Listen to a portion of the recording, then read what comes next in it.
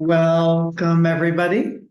My name is Rachael Grochowski, and I'm the founder and principal at RHG Architecture and Design.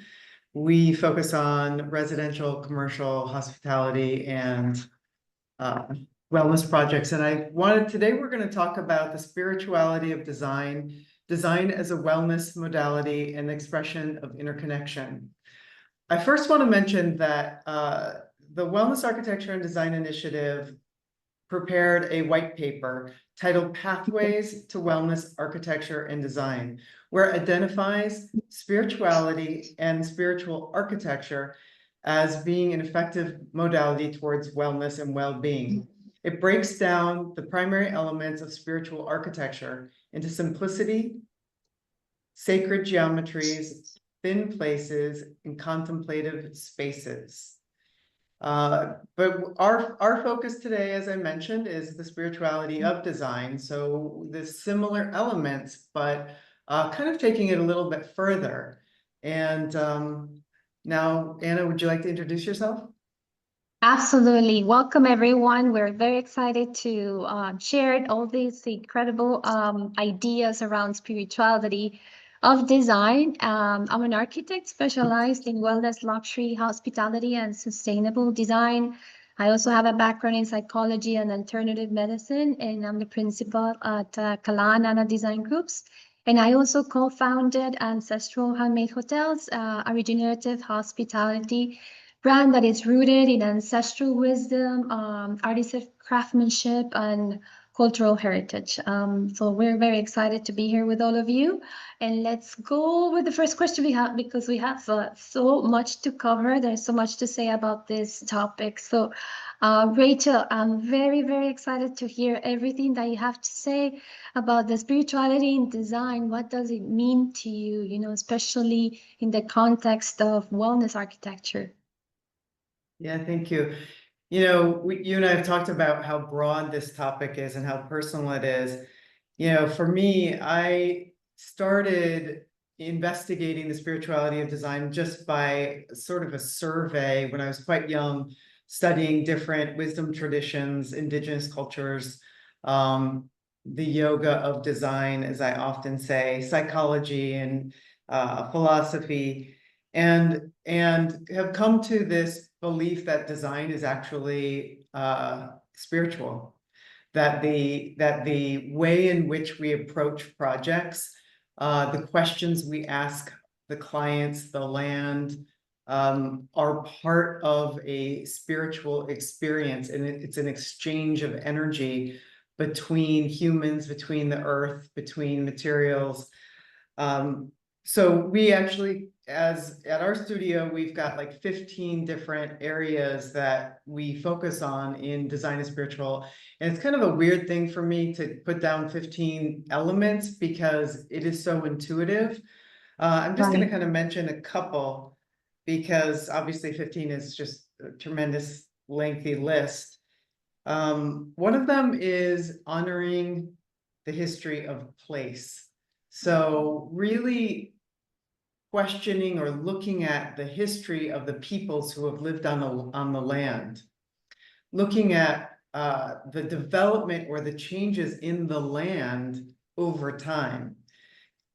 Could potentially be the people who have lived in a structure. If you're working with an existing structure, what has the trajectory been of that community? And linking that to, like, once you understand the past, you can start to look to the future. And then you inherently have a connection, a thread between the two. And there's a wellness that is established when you understand change over time and put forth intentions for the future.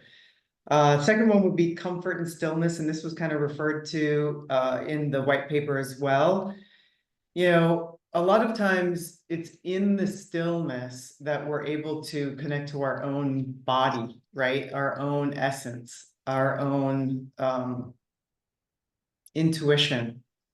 And so in design, if we can create these spaces that inherently allow us to either be in stillness or feel the sensations that are within ourselves,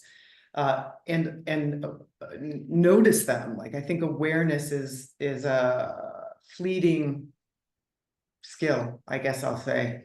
It is. So finding comfort and stillness. And then holistic sustainability, which Anna, you mentioned as well, sort of almost leaning into the regenerative, right? Like you Correct. mentioned that. And it's the idea that, sustainability is not really, it isn't enough anymore. It's like, returning to homeostasis, and that's for the earth, that's for ourselves, that's for the economy, that's for the lineage, it's for all of these elements. Honesty of materials, uh, you know, stones that look like stone, right? Not Exactly. trying to, not The trying to shove a authenticity, tile. the Yeah, spirit of the authenticity of the material. Yes, absolutely. exactly. Exactly. And then places that inspire connection, right? Like we're seeing across the board, lack of connection and finding opportunities. This could be within a community space, it could be in a social club, it could be in your own home, but creating these spaces where you can be together, maybe and do separate things, but you still have this connection, or spaces that people can come together. So there's like this whole, methodology of things that you're trying to, goals that you're trying to reach. And I know, Anna, you've got some similar ones, and I know you've got some deeper, different ones. I'd love to hear about it. Thank you, thank you. I love all that. And I would love to continue and amplifying the message in terms of when you say the spirit of the place, so beautifully said in terms of the ancestors of the place. You know what have been the activities, the rituals that have happened in that place actually creates that energetic field of and the spirit of the place. And for me, it's also the creation of spaces that carry that energetic presence, right? That has this vibrational feel that you can sense, that you can feel once you enter into a space. So it's also designing these environments that help people to reconnect with themselves, as you said, with with their essence, and awakening that sense of sacred, and invite like a sort of like a profound feeling of oneness, interconnection for me, that when I feel that spiritual moment is when I feel that I'm one with everything, with the universe. And I think one of the clearest expressions of that is in my work and what I've done and what I felt in architecture is through sacred geometry. We've seen, say, all these ancient civilizations from the Egyptians, the Vedic cultures, the Mayans, how they've been used sacred geometry, not just merely as a decoration, but as a language of sort of like a universal harmony, So these patterns that are rooted in natural proportions and mathematical precision have been evidence that they actually believe that reveal these hidden structures of the cosmos, in the universe. So when we integrate them into design, the body recognizes it at a biocellular level. And I felt that, and then I can share an experience a little later about that. But it naturally evokes that just calmness in you, that balance, that coherence with everything. And that's what I love about spiritual architecture. And I love a phrase from Robert Grant that says that every shape has its own resonance. And that also gets back to everything that I've said, that we can feel this deeply in temples, in cathedrals, those spaces that moves us, that in our heart, in our bodies, in our energy, in our energetic field. So and it's sort of like what we call the numinous architecture. I don't know if you've heard about this term, like these spaces that really transcend the ordinary, that evoke that awness, that mystery, that emotional depth that we can feel when we enter them through lighting, through scale, through the space. They're not just beautiful; they really moves us completely. And maybe we can talk about some of the characteristics of these numinous spaces, because some are very well applied in everything that we do in our studios. And as you mentioned, that sense of stillness or vastness, that inspires the awe. And then the materiality of it, the tactility, the spirit of each material, or an spatial silence that connects us with the earth, or the acoustics that invites us to have these moments of contemplation, right? Or when we enter a space and when we feel that energetic center, or traction, that pull from the center, or a central axis that is often emphasized, but the lighting, the interplay of shadows, and is sometimes used poetically in a space, and you feel that, like, wow, that Right. sense of in the space. So many beautiful things about spirituality that touches us, touches our soul. But as you said, it's so personal, right? Everybody feels and had a different perception of space, of emotions. So Yeah. it's gorgeous. I love it. One So, of the things, as you were speaking, it made me think about conversations I've had, in particular when you're in the process of construction and somebody's like, I'm just gonna put this here, or it doesn't matter if this doesn't align or whatever. And you kind of said this, like, you can feel it. Not everybody can explain it, but they can no, feel it, exactly, right? exactly. And And and then I the other think thing, that's the everything other, about a spiritualism. You feel it. You just yeah, can't describe exactly. it. Yeah, I love The it. other thing I was thinking about when you were talking about awe is, like, I just wanted to plant this seed, is that sometimes, like, the moment of awe, it's not only this like presence of, it's also like, I am only this small part of this much grander scheme that is the world, right? Or is nature, is whatever. So I would love it if you would share how some of this translates into the physical expression for you and your projects and other people's projects. Well, I think you said it at the beginning, and I follow that same process. I go to the site and I listen to it. I connect to it emotionally, spiritual, energetically, and then sort of like to find the rhythms of the place.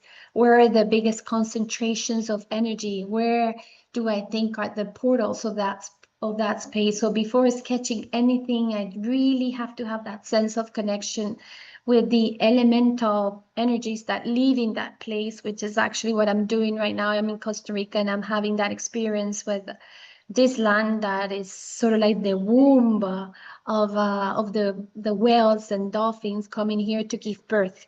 And so basically that's what I do, just connect with the land at the beginning and understand what is the energetic anchor of that place. And that becomes like that generative point where everything radiates from that outward. And I also look at sacred proportions, and as I said, sacred geometry is very important in the work that I do, the fractality, and understanding all the invisible geometries in nature, right? That they're not simply there for aesthetic value; they have this resonance in the space so that people can feel it. So I use a lot of bamboo, earth, adobe, clay that carries that, like, strong frequency that grounds us and that invites us to stillness. When we have intentions, we can create these environments that can calm the nervous system, that regulate emotion, and can support our presence, as you say, like to makes us feel that we're part of a bigger ecosystem. So I Mm-hmm. always think about resonance, how Mm-hmm. everything shapes the surfaces, the textures, how everything emits vibration, the lighting, how everything amplifies the message of connecting people with nature. So I think that's something very important. How I sort of like turn that spirituality into the spaces that I create, because ultimately, the physical expression of spirituality for me in design, it's about coherence, right? When proportion, energy, materials, intention align, you know, with the universe, with the earth. Sometimes Mhm. with my clients, they feel that, sometimes it's, you know who to talk to, because with what I do and what we do, they could feel, oh, this is like super woo woo, and then don't hug the tree, or what are you connecting with the land, and then doing a radiesthesia, like Valentina. I think Valentina has had this a lot. But I think that's what anchors our work, and how we can amplify that energy, and maybe can give that sense of spiritual beliefs and energy to the people that is going to inhabit the spaces that we create. Yep. Yep. Did you have that Yeah. remembrance, right? I Yeah. would love to Yeah. hear anew, like, how do you apply that expression into your work? I mean, there's so many different ways, right? And so, and I love what you were talking about. I think sometimes, sometimes you don't have to tell the client that you're doing this, right? Exactly, Like no, that sometimes you, like you said, like sometimes it's perceived as like a little bit on the woo side. woo And side, people yeah, ask me all the time, like, how do you convince your clients that this is the pathway? And I'm like, exactly, I don't always, right? yeah. But some of the things that we do infuse ritual into our Mhm. process. And so some of that is a very subtle ritual, which is, very much what most architects and designers would do, of asking questions and being in the inquiry, understanding, who they are, who they want to be, but sometimes it's like understanding them when they actually don't know the answer Exactly. themselves, right? Mhm. So it's deep, deep listening.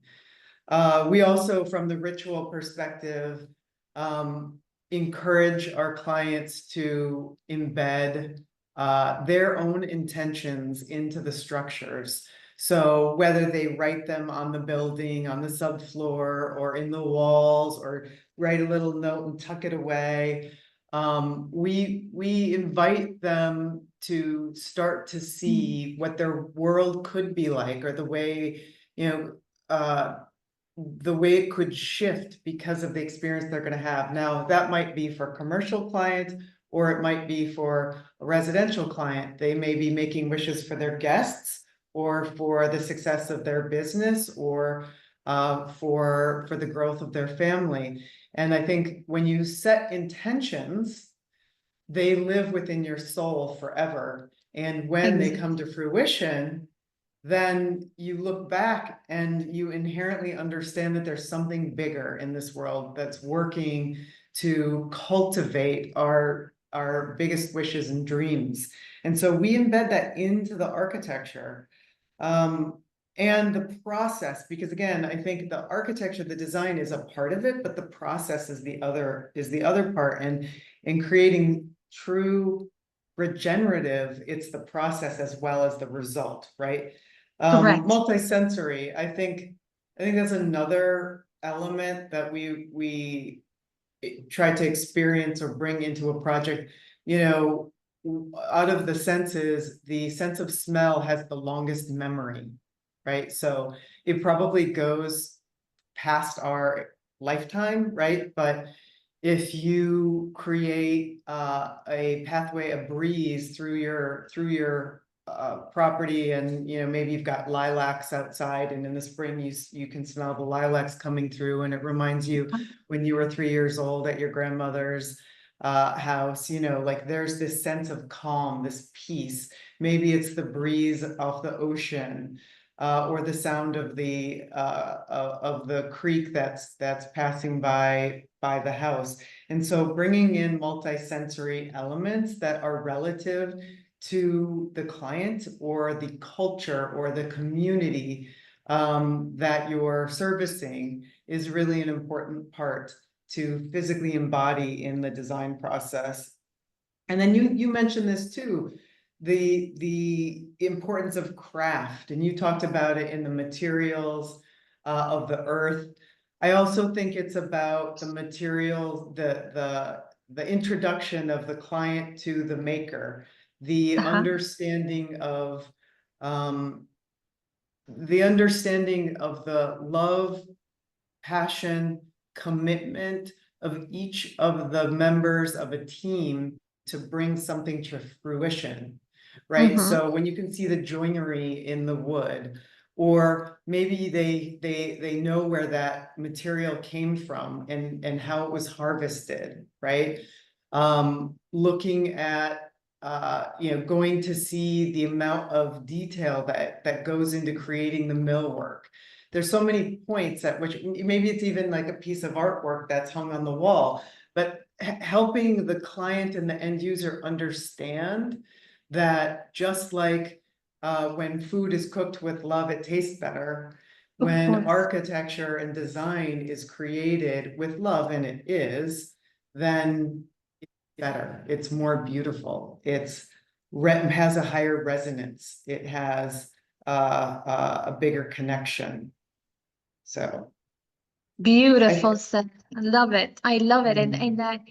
And I deeply resonate with everything that you just said. And when you mentioned the community, the involving the community energy that they could bring to the space also talks about that regenerative social aspect of it, like co-creating with the community. I think it's an important aspect that we include a lot in our design process. So I love that. Can you share a personal experience where you felt that design, had that the spiritual contribution to anything that you've done, or a healing moment, that you've had in Mm. your experience? Can you share a little bit about that? Yeah, I'm sure you feel similarly. There are so many. And So many, so, exactly. and so many. So, yeah, so I thought about this question a lot, and I wanted to share very briefly too, because one is actually a found structure. While I was traveling in India, just outside of Rishikesh, we went to a cave that was the home base Oof. of meditation for many, many, many years. And as I approached that cave and entered, two things happened. Tears started streaming down my Oh, face.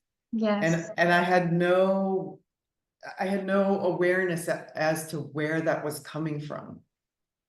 And then when I sat down to meditate, I felt like there was a pull of the earth keeping me seated there.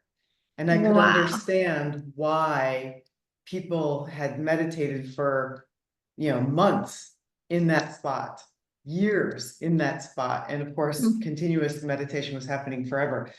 But in a more practical way, I wanted to share the environment that I was in when I was in elementary school, because I think it's more understandable Mhm. architectural expression. I grew up in Colorado, and I went to a public school where we had no classrooms. The rooms were divided by bookshelves that were movable. And first of all, those movable bookshelves gave you a sense that even if there was no one in your class that you knew that was your friend, but there was somebody on the other side, you were still connected to them. You still felt safe. You still did not feel alone. So there was something really beautiful about that. And then we had this Wow. pit. It was like it's coming back into the design world these days, but the conversation pit, and we had that in between the classrooms. And that was the place that we would go to have serious conversations. And as you stepped down into the pit, there was an inherent sense of safety, intimacy, transparency, and vulnerability. And Wow. truths were told, apologies were made, difficult conversations happened. And I still remember what it felt like to be there in community And so I think when you're young and you have these experiences and then you go into a field like we're in, you start to replicate that, right? You start to understand what it felt like to be in a certain space and how it can help relationships, it can help your connection to yourself, and it can help your healing. So, and I know you have a Wow. really great one to share, so I can't wait for everybody to hear yours. Wow, I love yours because just the simplicity of so, simple things can really impact you and have these memorable moments. So for me was I was in Bali. I was writing my thesis for my master's in sustainable design, and I lived in a bamboo structure for 5 weeks. And I experienced something extraordinary. Like after a few days, I started feeling inside me like this distinct watery sensation in my energy field, like my body was moving and vibrating differently. So I asked my husband, "What's going on with me? I think something is not right, or or I'm in bliss. Maybe this is the first time that I could feel bliss in a very physical way because my nervous system like softened, my heart sort of like opened, and I had this.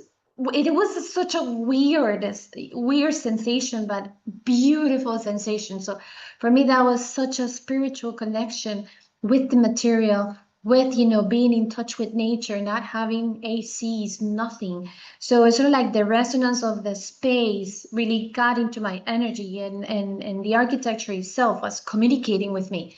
That was incredible. Like I was really impactful. So ever since that experience, it sort of like planted a seed, and I always ask myself like, what if spaces could heal us? What if buildings could uh, be like instruments like that are designed to elevate how we feel, which is what I really felt in that structure, that I connected so deeply with everything, like oneness with everything. It was incredible. So ever since then, I've been advocating with these concept that I call harmonic architecture because, as I mentioned earlier, like every single material, every single form has a resonance. So as I said, in my philosophy, I'm involving lots of sacred geometry, these organic, high resonant materials. Healing soundscapes, entering the soundscape into the space to create this sense of awe as well. And as you mentioned earlier, that multi-sensory integration of lots of senses at the same time, and just the spatial rhythms, going with the floor. So that was very touching and moving to me, and it has shaped the way that I'm working right now. So I think we don't have much time, but I would love to hear what is one hope relative to spirituality and design that you would like to share, Rachel? Uh, Before I answer that, I just have to say, I think it's so interesting that both of us had the beginning of this in our thesis projects because Ah, yes, I you also had also one. I also did. But anyway, I just want to say that that's interesting. I didn't know that about you, and I'm really excited to learn that. My Mhm. one thing that that I'd like to see with the understanding of spirituality and design, honestly, is peace. How can architecture, obviously we all know what's happening in the world, and Yeah, how can architecture help us connect to peace, which I think is a spiritual element. beautiful. I love it. And I What can, about? I can, I can also share that, just amplifying what you just said. What is our sacred responsibility for both just the human part of it, as you just mentioned, the peace, but also with planetary health, right? Like, what can we do to regenerate? I think regenerative design is something I cannot emphasize enough of that. And then I know that we both have that same connection to that. And I also envision a future where we design spaces that don't just meet the physical needs. They're not just functional, but they nourish the soul.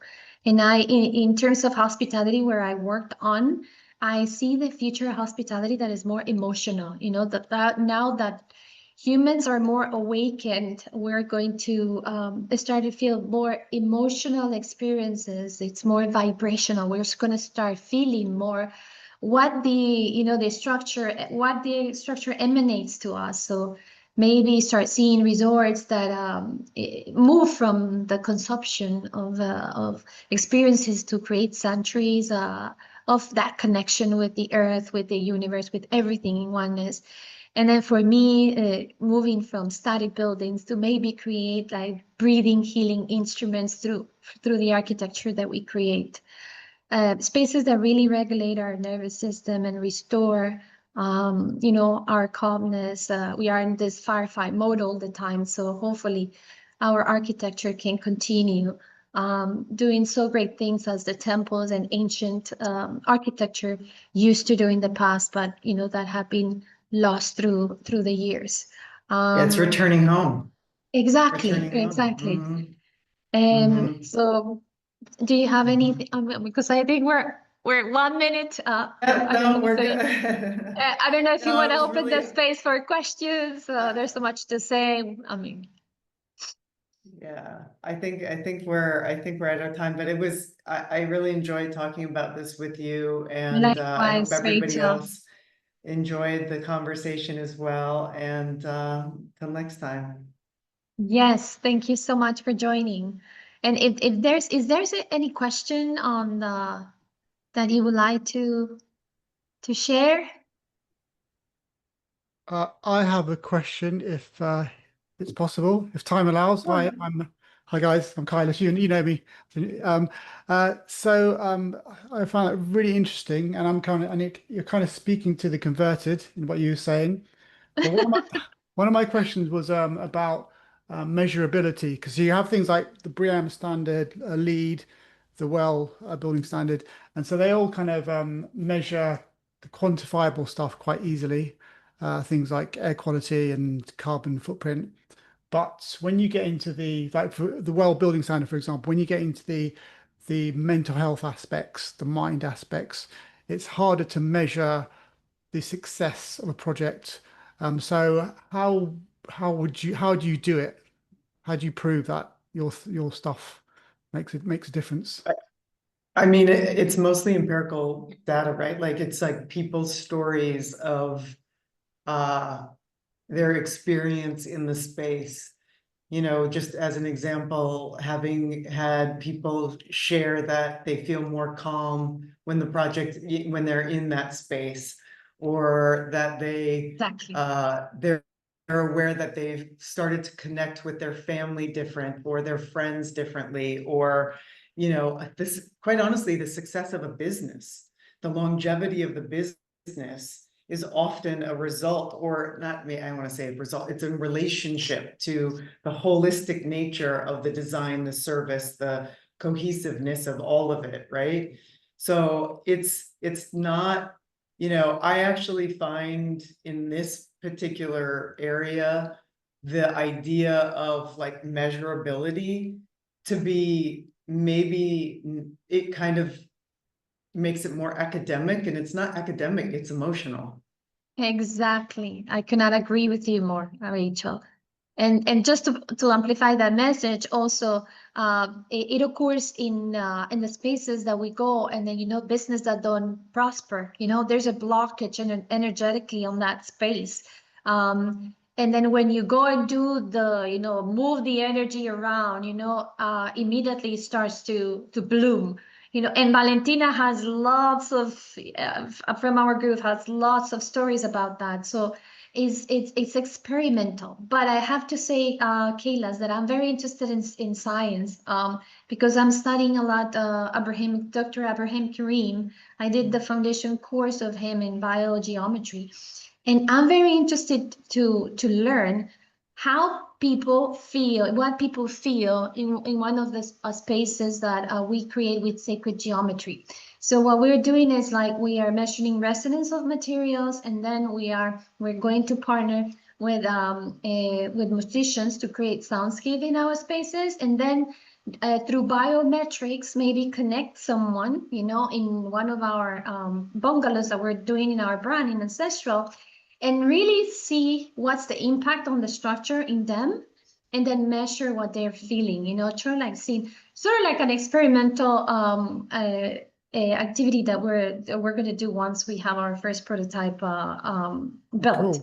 But in So reality, kind of it's like neuroarchitecture, neuroscience, exactly, like Yeah. neuroaesthetic, but really understanding what they feel life, you know, with them while they're connected. And so that's just an experiment. But as Rachel said, it's all about emotional. It's like it's the unseen energies that really have Mhm. that effect Mhm. on you, and that you don't know, you can explain. It's something just happens. Mhm. So, Rachel, I think we're past our time. Thank you, Kaylis, for that question. Thank you. Really enjoyed talking with you, Rachel, today. I think we have And lots of things to explore, and I hope we can have a possibility to work together in all these projects. And thank you, everyone, for joining. absolutely. Thank Thank you. you.